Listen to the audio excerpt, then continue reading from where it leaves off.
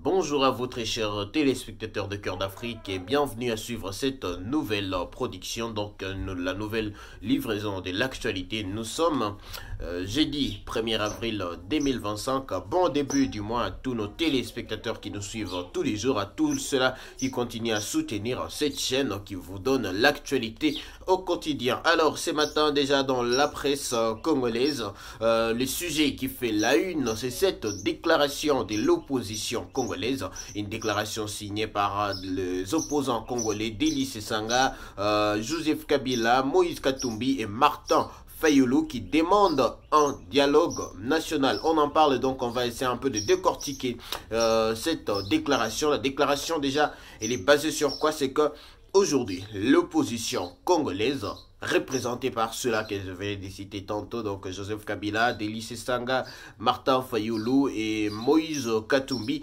demande à ce qu'il y ait un dialogue national pour arriver à mettre de côté la situation sécuritaire à l'est de la République démocratique du Congo. Donc, un dialogue est demandé, comme vous êtes en train de le voir sur ces communiqués par l'opposition congolaise qui a d'ailleurs dans sa déclaration cité quelques faits qui se sont passés au Nord Kivu et au Sud Kivu, qui ont déploré la présence de l'AFC M23 au Nord Kivu. Mais déjà, si on essaie un peu de comprendre, si on essaie un peu de faire notre regard à notre niveau, aujourd'hui, si l'opposition congolaise demande un dialogue national, ce dialogue national impliquerait donc toutes les forces politiques. Là, je parle de la majorité, de l'opposition, de la société civile, et voilà, en tout cas, et la population sera aussi impliquée dans ces dialogues, mais aussi on ne peut pas parler d'un dialogue national sans citer les chefs religieux qui sont aujourd'hui en train de se hisser de se hisser sur la scène politique en République démocratique du Congo. Donc, une demande d'un dialogue national, mais s'il y a un dialogue national avait lieu, on doit le souligner que même l'AFC M23, qui est le groupe armé d'ailleurs qui menace la sécurité à l'est de la République démocratique du Congo, serait donc impliqué. C'est là que beaucoup d'internautes sont en train de réagir, c'est là que beaucoup de questions sont en train de se poser, parce que on a vu avec Joseph Kabila qui a dit que la lutte de l'AFC M23 a été légitime. On a vu Moïse Katumbi qui était soupçonné par Kinshasa d'être des mèches avec l'AFC M23 parce qu'il n'a jamais condamné l'agression rwandaise en République démocratique du Congo. On a vu aussi Martin Fayulu qui était critiqué négativement par rapport à sa position dans la situation sécuritaire à l'Est. On a vu très récemment le docteur Denis Mukwege qui a aussi adressé une lettre ouverte au président de la République lui demandant aussi des négociations directes avec l'AFC M23. Donc, de consultations internes, des négociations internes impliquant l'AFC M23 signifierait donc que aujourd'hui, la lutte de l'AFC M23 serait légitimée par Kinshasa pour que Kinshasa puisse prendre l'AFC M23 comme une force politique qui œuvre en République démocratique du Congo, parce que déjà, on doit le souligner, depuis que l'AFC M23 est en train de faire ses avancées, ses aventures en République démocratique du Congo, Kinshasa a toujours accusé l'AFC M23 d'être un groupe terroriste, et un groupe terroriste sous les labels du Rwanda voisin. Donc c'est le Rwanda qui opère sous l'AFC M23 et Kinshasa n'a jamais reconnu la lutte de l'AFC M23 comme étant une lutte légitime des Congolais, mais une lutte une guerre imposée par les pays voisins, le Rwanda, avec Paul Kagame à la tête du régime. Donc, en tout cas, la déclaration elle a été mise à la disposition de la presse aujourd'hui, déjà très tôt ce matin. Nous avons vu comment ce que les gens ont accueilli. Il y a beaucoup de critiques, et à notre niveau, on s'est dit que si aujourd'hui cette déclaration est prise en compte selon qu'elle a été adressée, ce serait une manière de reconnaître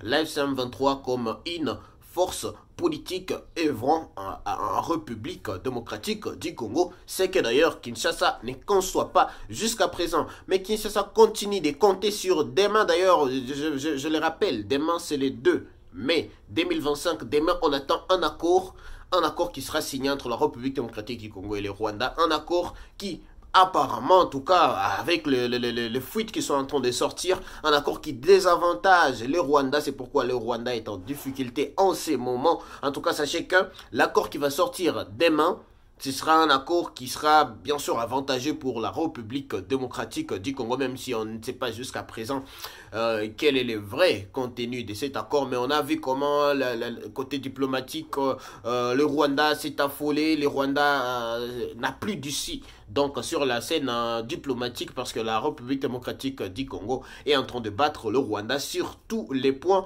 parlant de la partie diplomatique. Donc voilà, une déclaration qui intervient alors que déjà on attend un accord qui sera signé, et l'opposition qui demande un dialogue interne entre les parties prenantes dans la situation sécuritaire à l'est de la République démocratique du Congo. On pense que peut-être il fallait laisser d'abord savoir ce que sera les termes de l'accord, parce que moi, en tout cas, à mon niveau, je suis en train de trouver que les termes de l'accord seront en tout cas avantageux pour la République démocratique du Congo. Déjà, pourquoi? Parce que les États-Unis d'Amérique se sont déjà investis dans cette affaire, et on a appris d'ailleurs, je vous informe si vous n'êtes pas au courant, on a appris que les contrats miniers entre la République démocratique du Congo et les États-Unis a déjà été approuvé par le président américain Donald Trump. Et qu'est-ce qu'il reste à faire? Ce qui reste à faire, c'est que il faudrait que la sécurité et la paix soient de retour pour que les entreprises américaines puissent venir en République démocratique du Congo. Mais qu'est-ce qu'a fait le secrétaire d'État américain? Il a demandé, parce que les États-Unis, il avait déclaré, le secrétaire d'État américain avait déclaré que les États-Unis ne coopèrent pas avec des pays corrompus. Et là, on a vu qu'il y a des listes qui ont circulé, des informations qui ont circulé faisant état de la demande du secrétaire d'État américain que tous les corrompus dans la scène politique de la République démocratique du Congo soient mis à part. Et d'ailleurs, Vital Kamerhe a été cité dedans, parce qu'on a pris une liste qui est répartie sur plusieurs années, depuis 2019 jusqu'en 2025. Et là, on se souvient de l'affaire 100 jours de Vital Kamerhe. Donc, il est aussi parmi ceux-là que les États-Unis n'aimeraient pas travailler avec. Donc, il y a une liste qui a été dressée demandant à ce que, voilà, tous ceux-là qui sont dans la scène politique en République démocratique du Congo et qui sont des corrompus, où il y a des preuves qui démontrent qu'ils ont été corrompus une fois ou deux fois, je ne sais pas trop. En tout cas, les États-Unis aimeraient que la République démocratique du Congo a demandé à Félix Tshisekedi de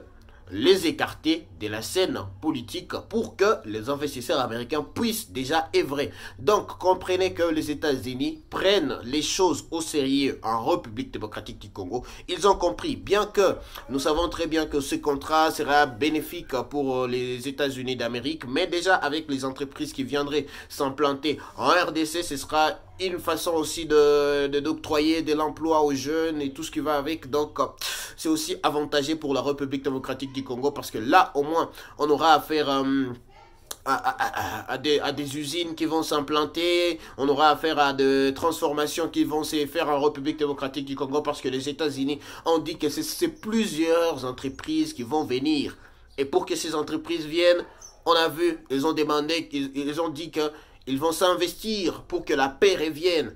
Ils se sont réunis avec les représentants de la RDC, du Qatar, du Togo et du Rwanda. Au Qatar, ils ont fait une déclaration disant que la situation sécuritaire est en train d'être travaillée et bien travaillée. Et dans les prochains jours, il y aura une certaine stabilité entre les deux pays. Donc, on va croiser les bras, on va suivre ce qui sera fait de l'autre côté par les États-Unis d'Amérique qui prennent ces choses au sérieux. Et c'est une bonne nouvelle d'ailleurs, c'est une bonne nouvelle pour la population de l'Est de la République démocratique du Congo qui a toujours été meurtrie depuis plusieurs années. Et voilà que nous sommes en train d'aller vers la fin, vers une chute de cette situation dégradante. Et là, on a l'opposition congolaise qui entre en scène lorsque déjà les choses commencent à aller dans les bons sens. Donc, à un certain niveau, il faudrait dire que Félix Tshisekedi, avec son régime, a trouvé peut-être un bon chemin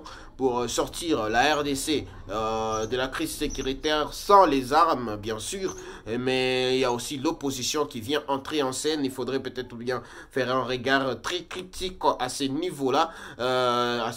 Pourquoi aujourd'hui que voilà, l'opposition s'est réunie pour entrer en scène dans cette affaire de la situation sécuritaire à l'est de la République démocratique du Congo, pendant que les États-Unis sont déjà en train de faire avancer le processus. Donc comprenez que si le président togolais Gnassingbé, voilà, lui qui est le médiateur de l'Union africaine dans cette affaire RDC Rwanda, s'est rallié avec les médiateurs du Qatar et les médiateurs des États-Unis, ça veut dire qu'il y a quelque chose, qui s'est passé de ce côté-là. Parce que lui, il a fait ses consultations, mais jusqu'à présent, il n'a donné aucun calendrier. Mais on a vu que sa délégation est partie jusqu'au Qatar. Ça veut dire que là, il y aurait peut-être bien aussi, à un certain niveau, une collaboration entre tous les processus qui se passent actuellement pour ramener la paix et la sécurité à l'est de la République démocratique du Congo. Donc,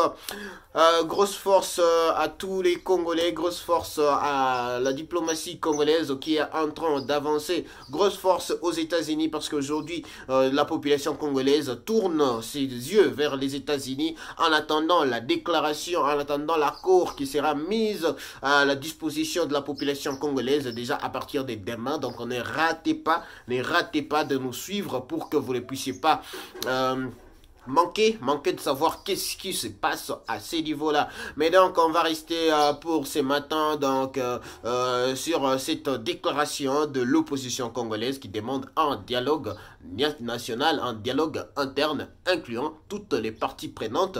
Et quand je parle des parties prenantes, je parle aussi de l'AFC M23. Quelle sera la réaction de Kinshasa? Parce que Kinshasa n'a pas encore réagi jusqu'à présent, mais il faudrait plutôt ouvrir les yeux. Il faudrait que les politiques, ceux-là qui dirigent aujourd'hui, comprennent ce qui se passe exactement. Parce qu'on a vu déjà Joseph Kabila, lui qui vient de signer qui est parmi les signataires de cette déclaration hier soir déjà avec Maître Constant Moutamba, le ministre de la Justice. Il y a quelque chose qui s'est passé d'ailleurs, j'en ai parlé dans les vidéos précédentes. Je vous ai dit que Constant Moutamba a enfin mis au clair les choses. Il a dit que Joseph Kabila sera poursuivi par la justice congolaise, non comme étant ancien chef de l'État, mais comme étant sénateur à vie. Donc il sera poursuivi pour des faits qu'il a commis après son mandat de président de la République. D'ailleurs, il a annoncé que le Sénat, le bureau du Sénat est déjà saisi par les procureurs de la Cour militaire pour lever les immunités de l'ancien chef de l'État, Joseph Kabila, pour qu'il soit poursuivi par la justice congolaise. Donc, on va suivre aussi cette situation de très près et lorsqu'il y aura du nouveau, on reviendra juste pour vous informer. Donc, merci de continuer à nous suivre jusqu'au bout. Je vais vous parler aussi de la situation sécuritaire dans un prochain numéro. Donc, maintenant, je vais m'arrêter juste là et dans quelques minutes, je vous reviens pour que nous puissions discuter aussi de la situation sécuritaire à l'est de la République démocratique du Congo, parce que aussi ça continue de bouger sur les côtés des fronts, qui se soit au nord Kivu ou dans la province du sud Kivu. Donc merci et on se retrouve tout à l'heure.